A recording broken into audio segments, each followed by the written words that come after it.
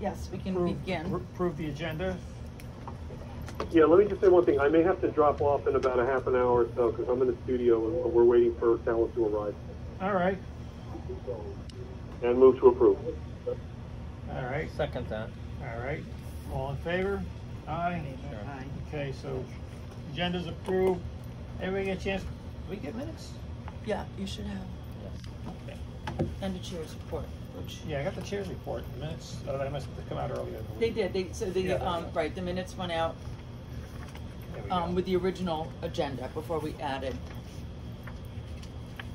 Do you need a copy? Yeah, I'm good. Ryan, do you need a copy? Thursday. No, I read it. Okay. I didn't see anything that needed to be corrected, you know, when I... That is our goal. Well, you're taking it right off the video, right? So, Right. I mean, it's pretty much right there.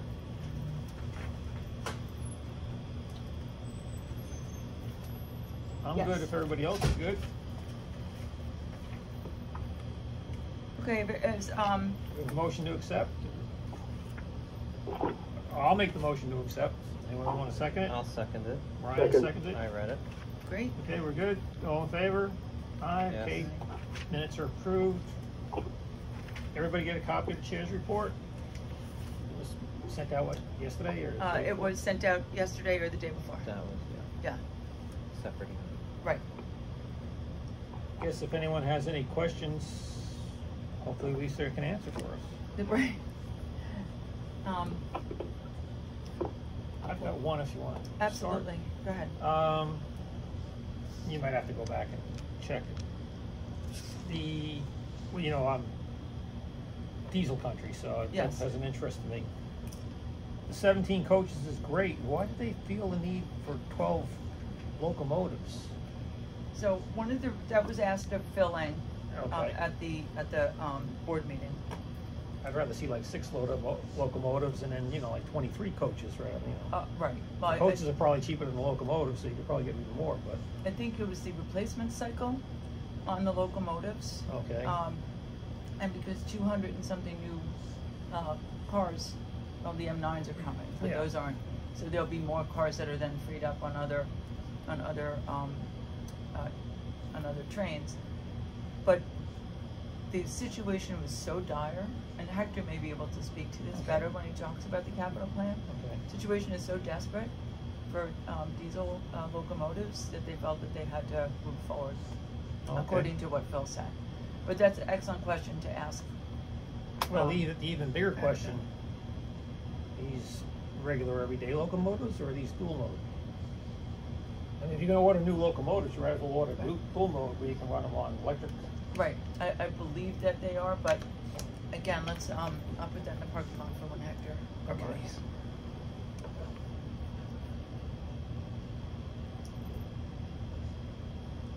So since you're raising questions about the capital plan, I will let you know that there has been a lot of chatter in the media and among in the Twitterverse about not just the capital plan cost, but about the MTA's ability to get it done in the time There's a big period. article in Newsday about that. Yeah.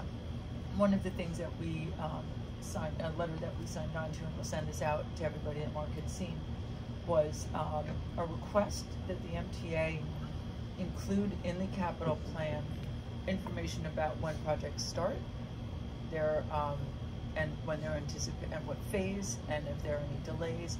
Essentially, it continues to call on, continues the call that's been made for transparency, but also to include a dashboard that is readable to not just people who are in the industry and who are in the know, but for riders and rider advocates to really know. So a letter went out to the governor and others earlier this week in support of that. In addition, now that the capital plan has been passed, it goes to the CPRB, the Capital Program Review Board, which is made up of appointees from the governor, the speaker, the Senate, the head of the Assembly, the head of the Senate, and the mayor. And the mayor's appointee can recommend veto on only city components of the capital plan. Previously, anybody could veto it for any reason. It didn't have to say who they were or why they were vetoing it. Legislation in the budget that passed in April changed that so that there's a little bit more transparency. In the last week or so, the governor has indicated that he wants to appoint himself to the CPRB and called on the other principals to represent themselves as well. There has not been an indication that that is going to in fact happen. It appears as though John Liu, Senator from Southeast Queens, will be representing the Senate, and Michael Benedetto from the Bronx will be representing the Assembly. So even though they're all city-based, they do represent not just transit but the commuter lines as well. That is still playing out in the universe, and we will see what happens. The capital plan was forwarded per legislation to the CPRB on October 1st. Our understanding is that there will be a public hearing similar to those that were held for around congestion pricing, and that the Senate and the Assembly will hold in November, and that we will be invited to testify at. So, one of the things that we've identified as important on the different councils, and I absolutely want to hear your thoughts as well, is transparency and also expedience. The CPRB and the capital program were held up for 6-8 months, Ellen. How long? A year? 18 months, I think it was. 18 months. It was so, kicked back and forth, and yeah, right, and nobody really necessarily knew why. So that added a significant level of cost, in addition to time and frustration, to the capital program. And that was one of the things that the Alex Partners was doing the transformation plan. Their initial audit found was able to put a dollar range on the cost of delay. So it's important that things don't get cheaper the longer you wait, right?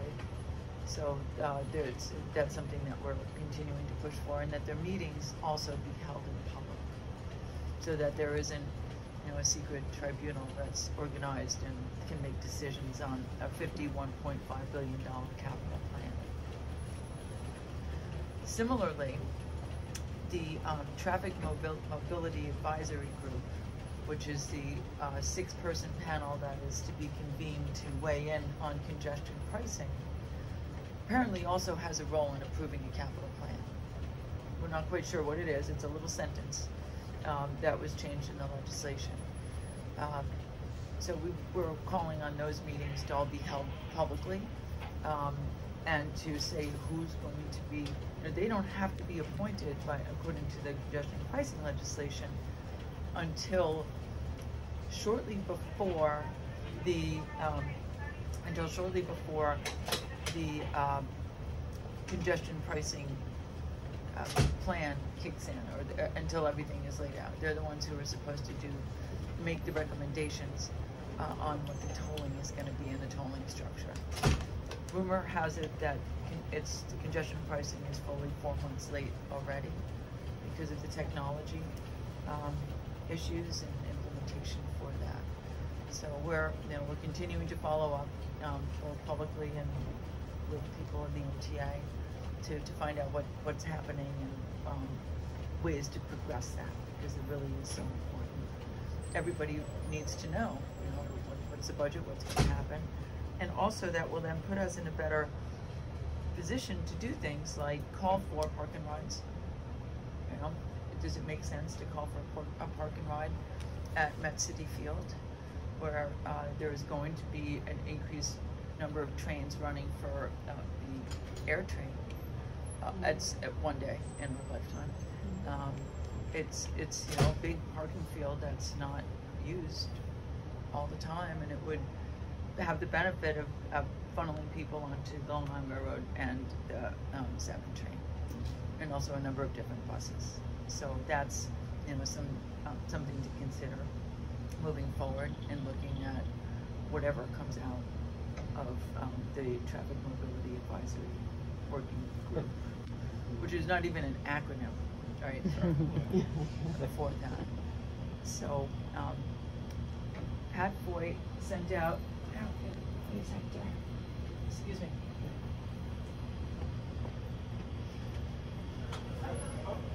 Popcorn. No. Hector has arrived. Cool. Hello. Hector Mark is a little delayed. Okay. But he asked that we get started. So we were just doing a little bit of a rundown on the capital plan, the CPRB, the Traffic Mobility Advisory Working Group.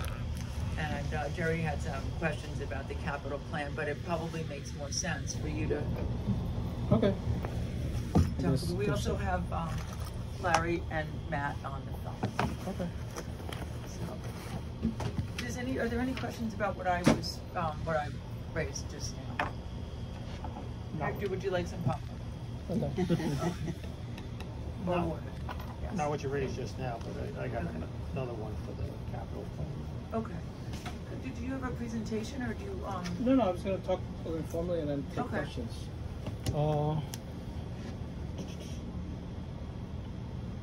So two big things in there. I guess I think different this time is things aren't as itemized as in the past. So,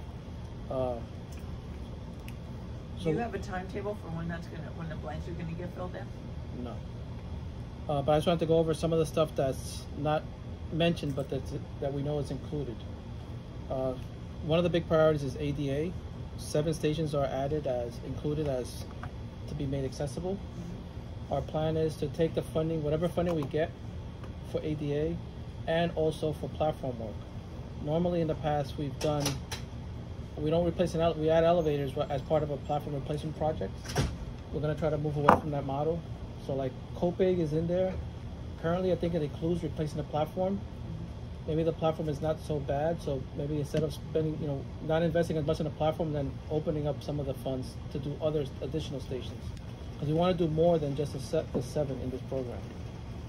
We also did like an RFEI with some vendors this past summer of modular elevators installers, get some ideas from them of how they can do it differently, more efficiently. So again, we can add them to more stations without having to redo the whole platforms. So there's 2 big pockets where there's not a lot of accessibility. On the Babylon branch between Massapequa and Lindenhurst, there's 4 stations that aren't. We picked Copig in the middle, but we want to do a few more of those. We're going to try to do as much as we can. And also in Southeast Queens, there's like Laurelton, Locust Manor, St. Albans, Hollis. Those are all, I think two of them are included, but we want to try to do all of them. The way we're going to do it is kind of packaging this, bundling the funds and putting it out there to the industry is, who can give us the best offer, who can do the most. To do all of them. If somebody can do all of them or more of them, then Right. we're going to prioritize that vendor getting the contract. So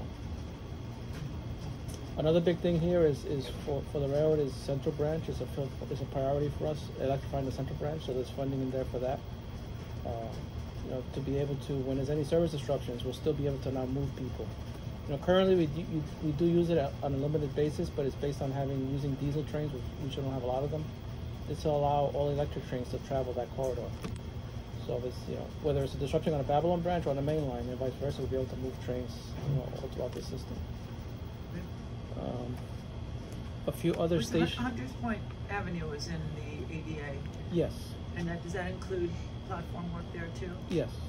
No, the platform work is critical. Yeah.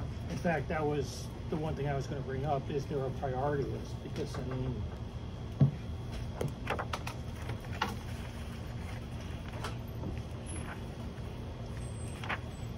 So that's a good question about the priority list. Yeah. So, like once we get the program, this is going to be tied up now with this. I'll wait till we. Or should I not wait?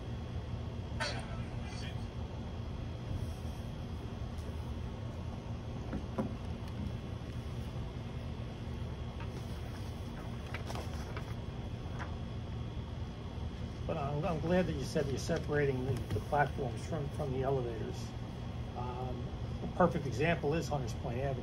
I mean, it desperately needs new platforms. I mean, Well, that one probably has to stay bundled, most likely. it has to stay bundled. I mean, that needs, the staircases have to be, so that one is like, All right. Well- And that particular station, even though it's nice that they give an elevator to it, I don't know how critical the elevator is, because I don't believe there's an elevator at the Hunters Point subway station. And 90% of the riders at Hunters Point Avenue come from the subway, so if you can't get an elevator at the subway station, what good is one at, but that train one, station. if we do major renovations on the platform, then we're required to. then you're required to, okay. So that's one reason why Okay. we haven't done You'll more have work. it whenever they get around. We haven't done more work there because we haven't had the money to do the elevators also. That's why we've been deferring some Yeah. of that work. We've just patched up, but once we do a certain amount of work, then you have to. Okay. I mean, because I hate to keep eating it up, but that station is an embarrassment. I Yeah. mean, it's rickety. I mean, you have gals with high heels. Your heels can get stuck between the slats and the wood. I mean, it's that bad. It's an accident waiting to happen. So. And that's why I was asking about the priority list, because that should probably be the first station in the whole system that needs should get a new platform. So that's a good question. I mean, from our end, we prioritize things, but then now, as part of this consolidation effort, how decisions gets made of what's going to be done first and how it's going to be packaged, that's going to work out as part of the consolidation, because now The capital- transformation. correct, that's what I meant. So like, because capital projects now are going to be Yeah. under it's not going to be called capital construction anymore. Construction and Development. development. Right. So are they going to prioritize and do it their way, or are we, so that how? But that's why we're pushing for the transparency, because we want to see I mean, traditionally, Hunters Point Avenue is the redheaded stepchild of the Long Island Railroad, and we hate to see that be at the end of the capital program. That should be at the front of the capital program. So we'd like to see where they're prioritizing. At least personally, I would. So, so there's a new development that's being planned where the Amazon site Yeah. was initially planned in Annabelle Basin, and it's a community. The communities come together with the 5 developers in that area to do a proposal for what they want it to look like. As part of that proposal, and since we called for it when Amazon was still viable, we think that there should be an investment in the infrastructure, the development investment in the transit infrastructure. So I've actually reached out to Dano, and he asked me to speak to Bob Paley to get a wish list, so that the people, the Civic Association that's spearheading the collaboration with the developers, can at least present to them and have some of those conversations. It would be great to sort of get an idea of what those things, anything you guys have in your secret wish list, as well, so that we can, go to them with that. There, could be things that are not in the capital plan that should be, things that should be funded by developers, but heretofore haven't been. So that sounds like the perfect stations, Yeah. actually, to bring into that. But it doesn't mean that it shouldn't be moving forward. Oh yeah, no. But the transparency issue is, we were just talking about that, is something that's of critical concern to everybody in the room, it sounds like. No, because traditionally, like if it's a railroad project, then we go out and do the procurement process to get vendors and all that. We don't know if we're going to be doing that, or is Jano's group going to be doing the bundling and putting out the contracts, and that hasn't been decided, I guess. I don't think they know yet either. So. I'm sorry, did you have a chance to ask about the other question you had? No, the other question I had was about I like the diesel rolling stock, believe me, but why 12 engines? I mean, the ones we haven't fallen apart, or because you don't have the coaches to pull, even with the 17. The 17 new coaches is maybe 2 Constances, 3 Constances. You're going for 12 new engines. Are you going with dual modes instead of the regular ones, or just I'm just curious what the thinking was with that. I don't know the answer to that. Okay. We are currently getting replacing some work engines, and I think there's a Metro North procurement for engines that might be piggybacking on something that they're doing already. All right, for work engines. All right, that.